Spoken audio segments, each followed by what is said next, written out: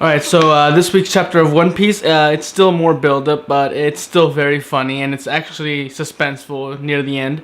It starts off with Violet using her power to look throughout the palace and find Mancheri, the Tontara princess. And I like that little line of Usopp saying, "Oh, that's a power Usopp would want. I mean, that's a power that Sanji would want." Like, yeah. And now, Kanjuro, I think his name is, the samurai's friend of Kinemon. He finally gets up to and meets up with everybody, and is like, "Don't worry about all those people trying to get to you. I made a net so they could stop them." And Usopp's like, "You moron! They'll just climb up the net." And it just shows all the people's like, "There they are up there. You know, climb faster. It's too hard to climb on this badly drawn net." It's just like, oh god. Oh, poor Usopp can't catch a break. And even worse yet, apparently they found out that Sugar's still awake. You know, she came back and now she hates everything with long noses or even sausages because it reminds her of the long nose that scared her unconscious. So yeah, Usopp is having the worst luck. There's possibly a chance that Sugar will find him and try to take him down. I'm hoping that leads to a fight where Usopp, regains his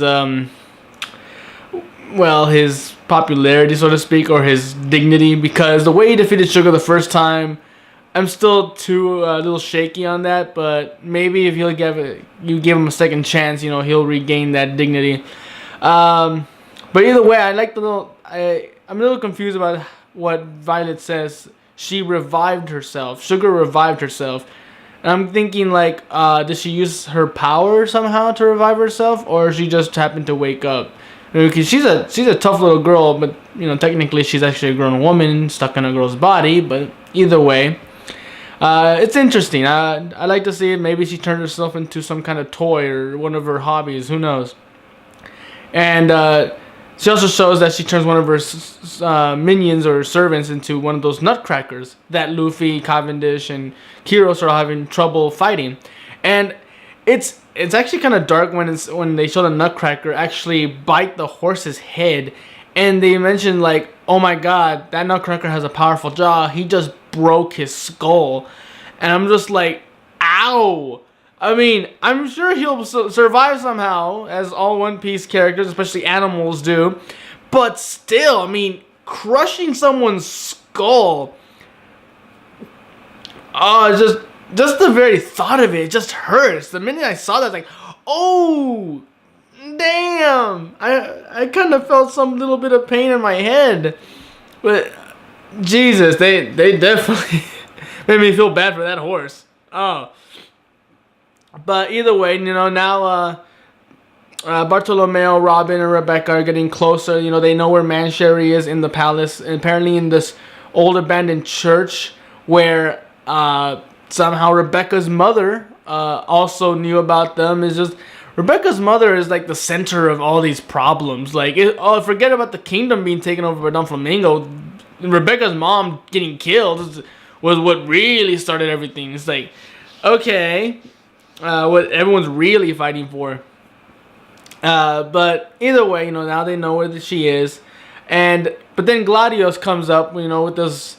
It looks like balloons and it explodes, and they come crashing down. Except for Rebecca, she still keep going, but Robin and Bartolomeo have to fall down and hold him down.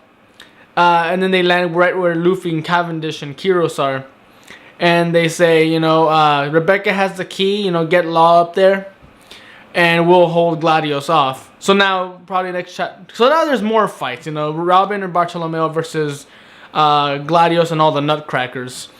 And the Nutcrackers seem to be like unbreakable. You can chop their heads off, pierce holes through their body, but they don't seem to go down. So I'm wondering as to why. Because as we've seen before, even though when people are turned to toys, they can still die. Or get hurt if you take them apart as even in toy form. So why aren't these toy soldiers? Why are they different? Maybe Sugar has done something even more than just turning them into toys. Maybe they're just technically now immortal. They no longer have a soul. They're actually just toys now that can actually move and only have one command. that's kind of scary to think. Like, now those people, that whoever those people were before, they're dead, they're gone. Now they're just immortal zombie toys who just come in just with only one mission, that's to destroy. But either way, Rebecca finally gets to the sunflower fields, which I believe are the 3rd or 4th floor, right just a little bit below where Doflamingo is. And as soon as she gets there, you hear a yawn, and some person was sleeping there. It's Diamante. So immediately now it's Rebecca versus Diamante. She's just standing there before the guy who we still assume is the one who shot and killed Rebecca's mom. So this is gonna be a very very intense next couple chapters. I'm wondering how this is gonna go down. Maybe Rebecca will finally, start to see Rebecca's, strong side instead of her just crying most of the time. And I'm kind of hoping for that. I'm kind of hoping like this is her chance, get serious. This is the guy who killed your mom. Stop crying.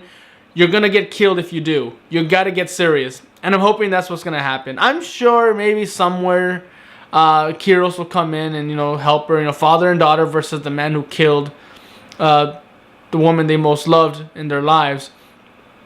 And that'll be a beautiful moment. Father and daughter versus the Rebecca's mom's murderer.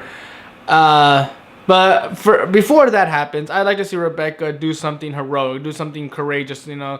Stand up to Diamante and just like stop crying and actually get serious. This is no time for me to fall down in despair. I have to stand on my own and at least try to take this monster down. So I'm really hoping for that.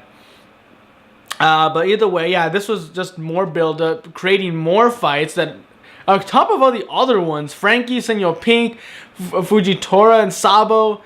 Now it's Robin, Bartolomeo versus Gladios. Rebecca versus Diamante, Zoro versus Pika. They're just creating fights everywhere, and then now a possibility of Sugar versus Usopp rematch. Like, okay, and it's just like now there's even Treble out there somewhere. Who knows where he is? It's just like, holy shit! There's like so many different fights happening here. This is like almost as chaotic as the Whitebeard War, and now I know why. So these last couple chapters have been pushing this whole idea of this is a war, not just some battle against one pirate and two pirates groups. This is an all-out war, and just like, okay, now I'm seeing it. There's all these individual battles going on, just placed in every single location. You take 5 steps and you'll find someone else fighting a major battle. It's like, holy shit, let's take it easy. We gotta find somewhere like a break room or something to get away from all this, because this is just getting cluttered. It's like, make some elbow room for some story and drama. Just too much action at the same time. But either way, it's good build-up. I liked seeing this. I am really excited. But I'm hoping like it's just not gonna be nothing but battles and battles and battles. I'm still waiting for that flashback somewhere, flashback to everyone. We already have Rebecca's flashback pretty much. We're still waiting for Doflamingo's flashback and Law's flashback. I'm really, really waiting for that. So hopefully they do that soon. It's not going to be nothing but fighting for the next 3 months, and then finally flashbacks. Like, no, we need that flashback soon, just to give us a breather from all this cluttered mess. But either way, great chapter, great build-up. I'm still just so excited to see where this is gonna end up. And until then, I'm Tony Dragon. Bye bye.